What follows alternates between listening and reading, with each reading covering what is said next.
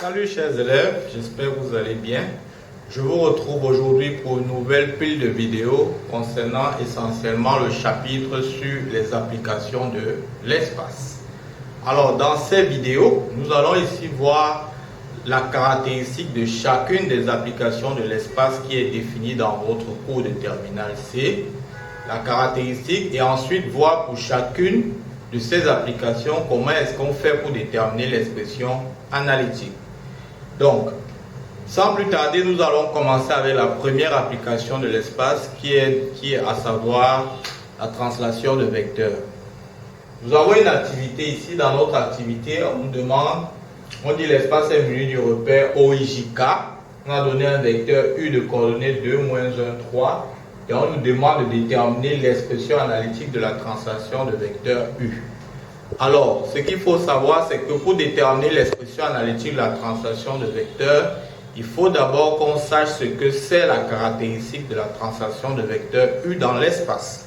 Alors, qu'est-ce que nous dit le cours à ce sujet? Le cours nous dit que si nous avons deux points M, de coordonnées X, Y et Z, M', de coordonnées X', Y' et Z', translation de vecteur U transforme M en M' veut dire simplement que le vecteur M' est égal au vecteur U. Alors, cette relation vectorielle traduit ce qu'on appelle la caractéristique de la translation de vecteur. Et c'est à partir de cette égalité vectorielle qu'on sort l'expression analytique de la translation. Alors, comment est-ce que ça se passe? Nous avons M' égale à U.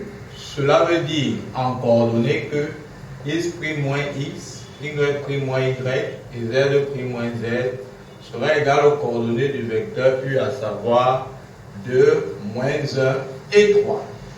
Une fois qu'on a défini ça, on peut aisément tirer l'expression analytique qui sera donc X' égale à X plus 2, Y' égale à Y moins 1 et Z' égale à Z moins 3.